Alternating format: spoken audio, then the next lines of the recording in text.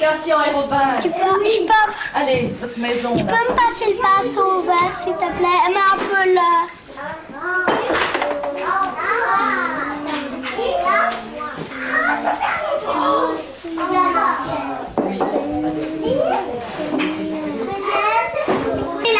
Donc Marie-Ève, vous êtes institutrice maternelle. Est-ce que vous pouvez nous parler du projet d'intégration que vous vivez ici dans votre classe? Eh bien, ça fait déjà depuis des années que nous recevons des enfants trisomiques. Ici, je crois que la première enfant que j'ai eue a maintenant 20 ans, 21 ans. Donc c'est vraiment un choix d'école et c'est vraiment très important et pour moi et pour les enfants d'avoir un enfant différent dans la classe. D'abord, ça ouvre vraiment très fort les enfants à la différence. Et alors pour moi, ça me remet vraiment en question quand je vois le sourire de Jean-Thomas le matin ou de Virginie quand j'avais Virginie. Ça m'oblige à vraiment être beaucoup plus patiente, à détailler beaucoup plus ses apprentissages, quoi. Et à me réjouir de tout petites choses. La première fois que Virginie a fait un puzzle de 4 pièces et puis de 6 pièces, tous des petits pas comme ça qui font que l'enfant évolue et moi ça m'apprend vraiment la patience et aussi par rapport aux autres enfants. Est-ce que vous vous attendiez un jour, après avoir fait l'école normale, à vivre un tel projet? Oui, je pense que j'ai été ouverte, oui, je pense. Oui. Ça ne m'a jamais posé de problème, quoi. Non, je trouve que c'est vraiment une richesse et que l'école doit être ouverte à tous. Et on a toujours essayé ici d'ouvrir le plus possible. Et aussi, ce qui est bien dans les classes comme ceci, où il y a des enfants de 2 ans et demi à 6 ans, l'enfant trisomique peut vraiment, à certains moments, se laisser aller et va dans le groupe des tout petite 2 ans et demi, et puis à d'autres moments, pour peindre, pour faire de la terre, elle est tout à fait capable d'aller dans le groupe avec les grands, et donc pour lui, je pense que c'est vraiment un bien, quoi. Donc quel est le partenariat, est-ce que vous pouvez décrire le partenariat que vous vivez avec l'ensemble des parents, la communauté des parents de l'école? Bien, avec le parent de l'enfant différent, c'est vraiment super, quoi, puisque c'est une demande du parent, donc il est bien content que l'enfant soit intégré dans une classe et il participe vraiment beaucoup. Donc la maman de Jean-Thomas est d'accord de venir à la piscine quand nous allons à la piscine, est d'accord de venir aux sorties pour nous aider. Elle fait aussi vraiment beaucoup de travail à la maison, donc elle joue avec lui, elle a construit un petit recueil de mots que Jean-Thomas connaît, donc elle m'amène tous à l'école et moi je peux travailler avec elle, quoi. On est vraiment partenaires et je pars de ce qu'elle m'a amené et je continue, quoi. Voilà, et alors les autres parents de la classe, pour eux, on a fait une assemblée générale l'autre jour et ils ont encore dit que c'était vraiment une richesse pour leurs enfants, quoi. Vraiment, que c'était un plus pour eux, donc il n'y a vraiment pas de problème. Voilà, Monsieur Azé, donc je vais vous demander de m'expliquer un peu comment démarre un projet d'intégration tel que celui de l'école de Mater-Dei. Le projet d'intégration ici est le fruit d'un long cheminement, d'une longue histoire au niveau de l'école, puisque nous accueillons des enfants différents depuis des années. Et puis alors, il y a eu ici une opportunité où une maman, la maman de Marie, enfant trisomique, a eu envie de pouvoir offrir autre chose à son enfant. Alors elle est venue me trouver, on en a parlé et le projet est né de cette initiative. Alors on a dû évidemment trouver une école partenaire et on l'a rencontrée en la présence des Castors Rex, de Madame Pondant et de sa bonne volonté. Et puis bon, il y a eu toutes sortes de paramètres et de critères à bien rencontrer, mais je vais dire qu'il y a eu énormément de bonne volonté au départ. Aussi la collaboration quand même des cabinets ministériels Nollet et Azet, enfin des ministres Nollet et Azet, qui a été plus que cruciale pour l'élaboration du projet. Est-ce qu'un tel projet pourrait être imaginé dans n'importe quelle école ? Je ne pense pas. Il faut énormément de paramètres à bien rencontrer pour dire de vivre le projet. Enfin, quand je dis je ne pense pas, j'espère que c'est possible, mais il y a à la fois énormément de bonne volonté. Il faut avoir envie de vivre ces différences, de les rencontrer. Ça amène aussi certaines difficultés, certains problèmes. Il faut des conditions matérielles. Enfin, il y a énormément de collaboration à mettre en place entre une école d'enseignement spécialisé, une école fondamentale ordinaire. Donc je vais dire que ce n'est pas facile, c'est possible mais c'est pas facile, pas évident. Alors vous polarisez en quelque sorte l'équipe des enseignants et tous les partenaires de l'école et entre autres la communauté des parents qui est à l'origine du projet. Est-ce que vous pouvez nous dire un petit peu cette polarisation et cette rencontre entre enseignants et parents de manière plus particulière, comment se passe-t-elle ? Donc la rencontre se passe à différents niveaux. Il y a une rencontre qui se passe au niveau de la classe puisque les parents sont vraiment intégrés dans l'évolution de leur petit bout et donc du projet individualisé par enfant. Et puis alors on a aussi mis sur pied une commission de pilotage qui réunit alors des représentants des différents partenaires autour du projet. Et cette commission régule vraiment le projet, l'évalue et lui permet vraiment d'avancer. Ça permet vraiment d'avancer très très positivement et constructivement. Donc les parents sont vraiment partie prenante, à la fois sur le terrain régulièrement, puisqu'il y a la communication directe. Il y a aussi alors des rencontres des rencontres régulières au niveau des réunions et puis la présence dans la commission de pilotage. Ça permet vraiment à différents niveaux de faire avancer le projet. Vous êtes, je pense, à la base du projet. Vous pouvez nous dire comment ça s'est établi, comment est né le projet ? En fait, moi, j'ai une petite fille trisomique qui s'appelle Marie, qui était scolarisée ici en maternelle dans la classe de Marie-Ève. Donc pendant 5 ans, elle est restée avec elle. Il faut savoir que les maternelles ici sont des classes verticales, donc des enfants de 2 ans et demi à 6 ans.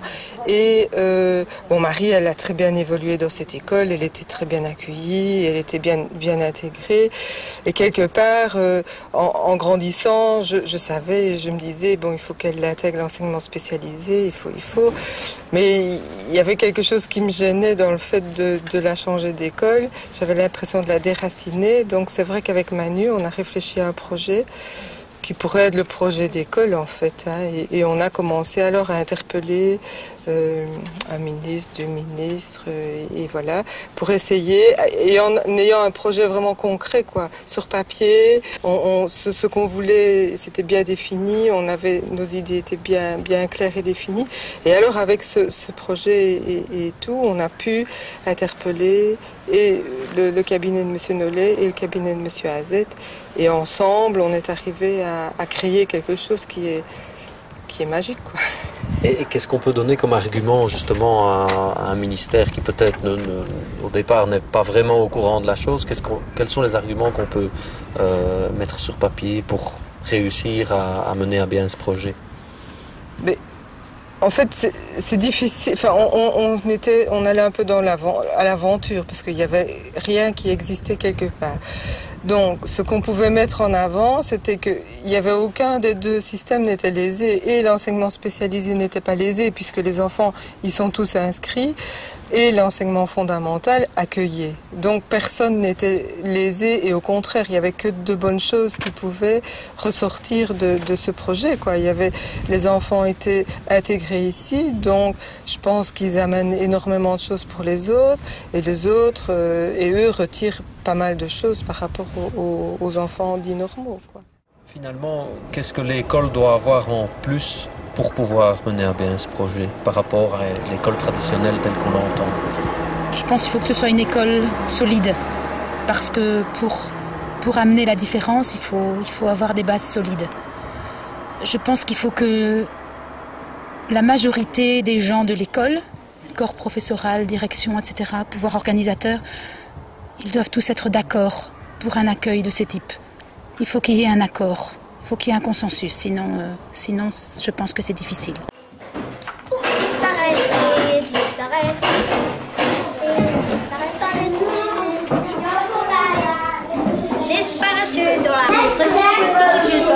On a dansé sur la scène avec le bateau, c'est juste, tu pourras leur faire écrire. Mais moi, ça va écrire. Ok, Marie, tu vas aussi que les mots. Moi,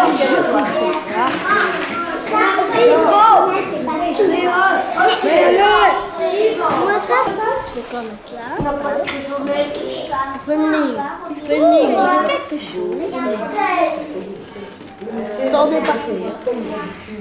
Il veut voir les copains. Comme ça, l'écriture. Ben, elle peut.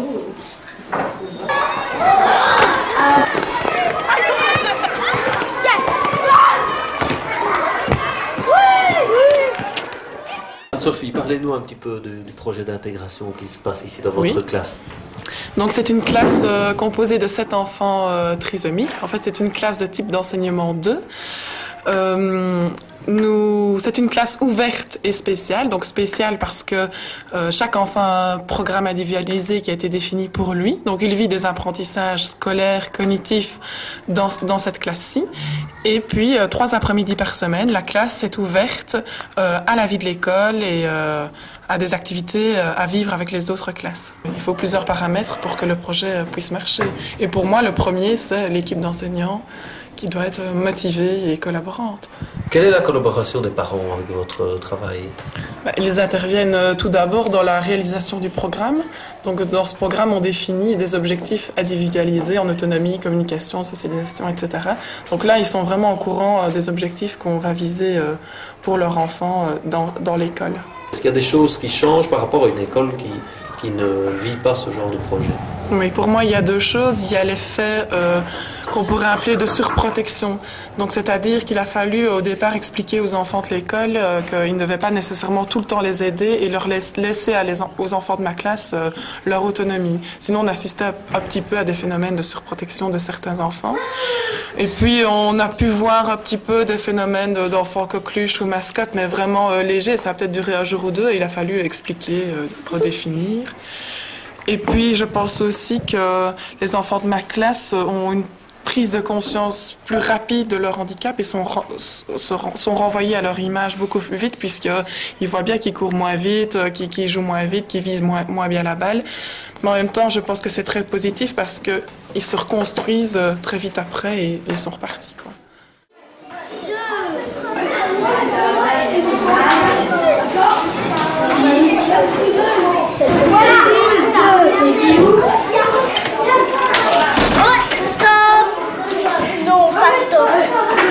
Allez, il reste encore une chance. Moi, je trouve que c'est très chouette que mes enfants rencontrent des enfants différents et qu'ils apprennent que la différence, ça existe et qu'ils apprennent aussi à la gérer. Ils en parlent? Oui, Guillaume, Marie, elle ne se rend pas compte. Pourtant, il y a un petit garçon trisomique dans sa classe. Marie ne se rend pas compte, bon, elle a 2 ans et demi, elle est un peu petite. Guillaume, l'année passée, quand le projet a commencé, il en a parlé, il m'a dit, tu sais, dans mon école, il y a des enfants qui ne parlent pas français. Je crois qu'ils parlent anglais. Donc moi je l'ai retransmis à l'institutrice qui a expliqué le projet et ce que je trouve très chouette c'est qu'il y a des échanges.